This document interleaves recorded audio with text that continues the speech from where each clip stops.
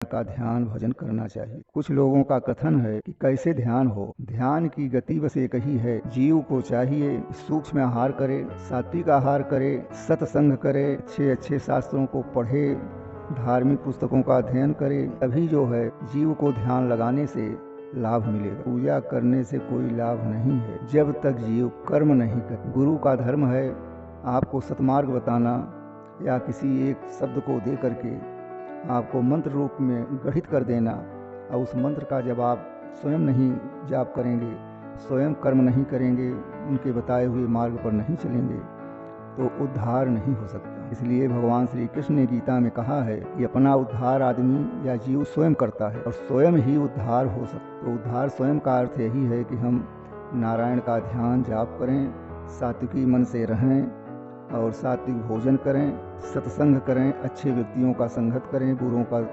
दूरी बना के रखें, तब आपके ध्यान में मन लगेगा और तब ईश्वर की प्राप्ति के लिए आपको कुछ न कुछ अनुभव और लाभ दिखाई देगा। भगवान की पूजा, नारायण की पूजा, जब जीव गंगा जल की तरह हो जाता है, एकदम साफ श्वेत और निर्मल हो जाता है, तभी उसके ऊपर ईश्वर की प्राप्ति होती है। ईश्वर बार बार परीक्षा लेता है, जीव परीक्षा में फेल होता रहता है, लेकिन उसे हठ पूर्वक करना चाहिए, कभी भी टिक नहीं होना चाहिए, क्योंकि भगवान के सिवाय इस जीव का कोई है नहीं।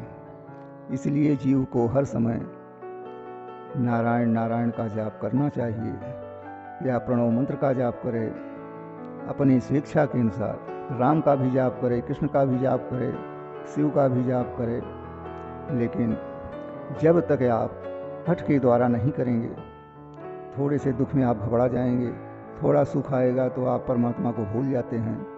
तो ऐसे जीवों की जो गति है वो अधोगति में रहती है। इस भवसागर से पार होना ही मुक्ति है, और भवसागर से पार होने के लिए हर जीव, हर भक्त चाहता है कि हम भगवान का स्मरण करें, भजन करें, ध्यान करें और मेरी मुक्ति हो जाए, इस संसार में पुनः पुनरागमन न हो। तो भक्त की इच्छाएं बहुत होती हैं, लेकिन वो भक्ति के हिसाब में एकदम निर्बल रहता है, कमज़ोर हो जाता है, कभी कभी करते करते ऊब जाता है और लास्ट में छोड़ भी देता है। लेकिन उसे इतना विश्वास होना चाहिए कि देर लगता है, लेकिन उनके यहाँ अंधेरा नहीं है, हर समय प्रकाश है।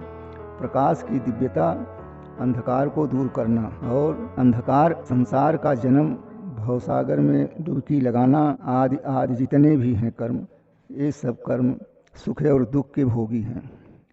आपको चाहे जितना धन मिल जाए, चाहे जितनी शक्ति मिल जाए, चाहे जितना बड़ा ज्ञान मिल जाए, लेकिन जब आदमी के अंदर थोड़ा सा भाव, एक सूक्ष्म के बराबर अहंकार का रूप बना, तो सब नष्ट हो जाता है। इसी को नष्ट न होने देने के लिए जितने हमारे संत हैं, विद्वत हैं, आचार्यगण हैं, वो शिक्षा देते रहते हैं कि यह समय किंचित